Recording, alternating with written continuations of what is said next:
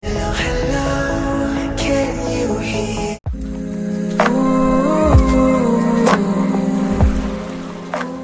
Hai, Assalamualaikum dan salam sejahtera. Hari ini saya nak bicarakan tentang satu penyakit iaitu yang dipanggil nama penyakit GERD, GERD. GERD ni sebenarnya adalah gastroesophageal reflux disease dan juga dikenali sebagai acid reflux. Keadaan dia di mana asid dalam perut mengalami reflux dan naik semula ke dalam esophagus. Saluran makanan bermula daripada mulut. So bila makanan masuk ke dalam mulut, dia akan lalu saluran esophagus kita dan seterusnya akan masuk dalam perut. Dalam perut kita ni ada jus gastrik yang dikeluarkan untuk digestion, untuk mencerna makanan yang kita makan tadi lah. Jus gastrik ni mengandungi asid hidroklorik yang juga berfungsi untuk membunuh kuman di dalam perut. Okey, dalam penyakit acid reflux ni, asid yang terhasil mengalami reflux, iaitu asid tersebut akan naik semula ke dalam saluran esophagus kita.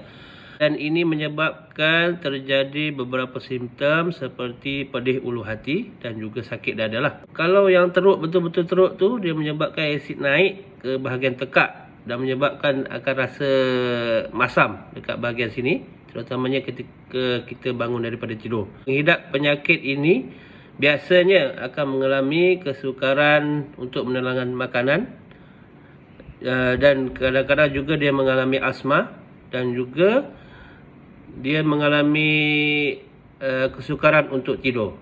Beberapa faktor yang boleh menyebabkan penyakit reflux ni antaranya adalah berat badan yang berlebihan, emosi kita dalam keadaan stres, hiatal hernia iaitu sebahagian daripada bahagian perut kita memasuki bahagian atas diafragma kita, dan juga pengambilan makanan dalam kuantiti yang terlalu banyak, dan juga pengambilan makanan yang pedas, minuman yang berkarbonat, sesetengah coklat dan juga kopi, minuman yang mengandungi kafein. Bila dah penyakit reflux ni dah berlarutan, dia akan menyebabkan kita batuk, terutamanya sekali bila nak tidur waktu malam. Sebab bila kita baring, perut kita akan jadi flat. So bila otot sphincter kita tu dah mengalami kerosakan untuk penyakit reflux ni, dia akan bounce back. Asid tu akan terus mengalir dan terus macam rasa sampai ke tekak kita ni. So tekak kita akan merasa masam. So that's why dia akan menyebabkan kita akan rasa akan menyebabkan kita nak batuk. So bila nak batuk, dia akan mengganggu proses kita untuk tidur. Pesakit reflux ni akan rasa sakit dada, perut berangin dan mengalami kekerapan sendawa dan juga kadang-kala mengalami sesak nafas. Untuk membincangkan perkara ini kerana saya juga adalah pesakit reflux. Saya dah didiagnosis pada tahun 2019, tahun lepas.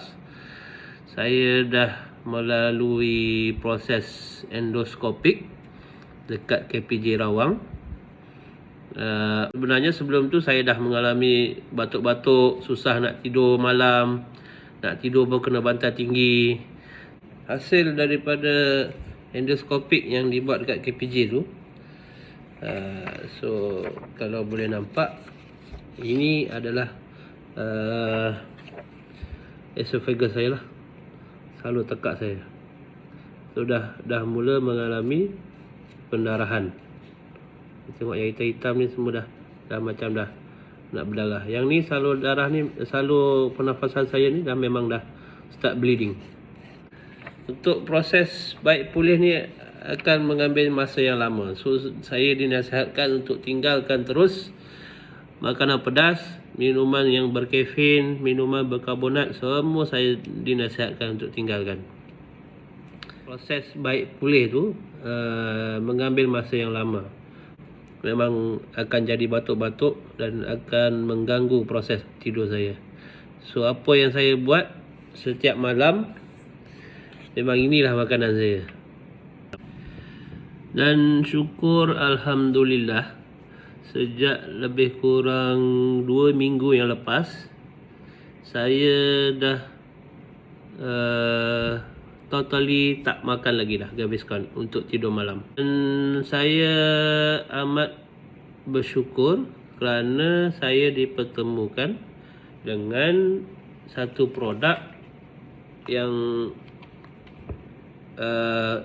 membantu saya dalam menyelesaikan masalah reflux saya ni.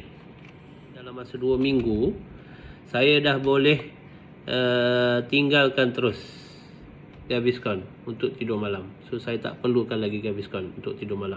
InsyaAllah saya akan cuba bantu yang lain, bantu orang lain, sebarkan apa yang saya dah alami. So sekarang apa yang saya alami, alhamdulillah, saya tak perlukan lagi Gaviscon untuk tidur malam. Salah satu bahan yang terdapat di dalam Agicera ini sendiri adalah antioksidan. So antioksidan ni saya pernah dibagi tahu oleh doktor pakar yang cek saya dulu. Dia kata you boleh cuba dapatkan produk-produk kesihatan tambahan ni yang mengandungi antioksidan, because antioksidan ni akan membantu proses pemulihan sel-sel dalam badan kita. So mana-mana sel yang rosak, so dia boleh bantu untuk pulihkan. Saya rasa dia dah dalam proses pemulihan sekarang dan menyebabkan saya tak perlu lagi makan Gaviscon. Alhamdulillah.